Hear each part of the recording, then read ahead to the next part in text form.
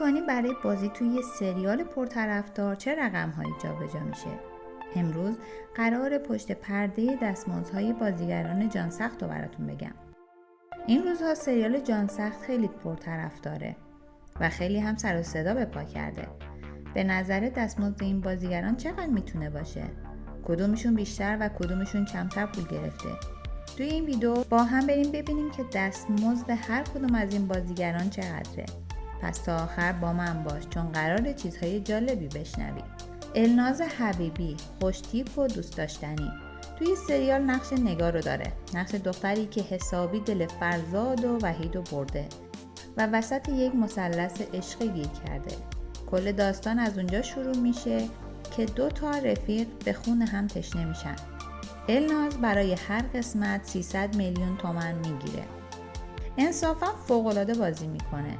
با اون مظلوم بازیاش یه جوری دل آدمو درگیر میکنه.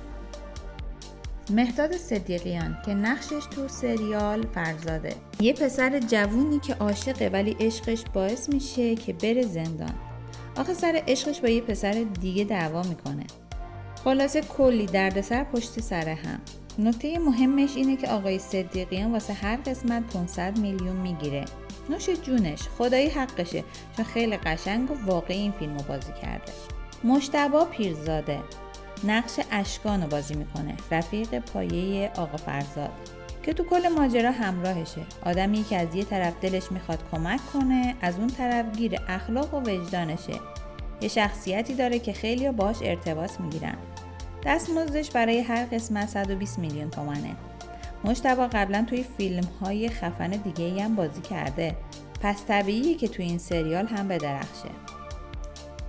ماهور الون نقش هانیه رو بازی میکنه، دختری که خیلی منطقی تر از بقیه است، اما تو دلش پر از احساسه.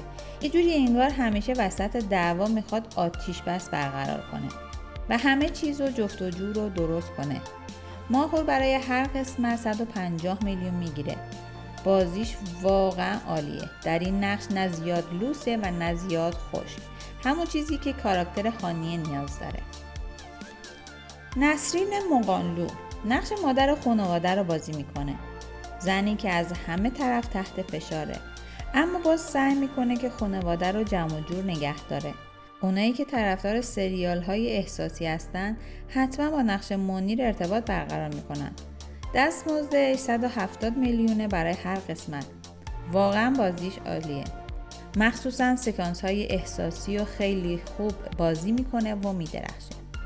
فرهاد اصلانی غول بازیگری ایران نقش پدری داره که پر از ابهامه، پر از راز و رمزه. ناصر گودرزی که از همون شخصیت‌های سنگین و مهم توی سریاله. فرهاد اصلانی برای هر قسمت 650 میلیون دستمزد میگیره. به نظرم برای ایشون با این بازی کمه. امیرحسین هاشمی نقش حمید در این سریال داره، رفیق فرزاده و سعی میکنه که آرومتر باشه و حامی فرزاد. خیلی کاراکتر خاکی و بامرامیه. دستمزدش برای سریال در هر قسمت 90 میلیونه. کمترین دستمزد رو میگیره ولی انصافا بازیش چیزی از بقیه کم نداره. به نظرت کدومشون کمتر از حقشو گرفته؟ اگر از این ویدیو خوشت اومد لایک کن. اگر از اونایی هم هستی که عاشق پشت صحنه و زندگی واقعی هنرمندان و بازیگران ایران هستی حتما سابسکرایب کن و اگه میخوای زودتر از بقیه بدونی بازیگر محبوبت کجاست و چیکار میکنه حتما زنگوله رو بزن که هیچی رو از دست ندی.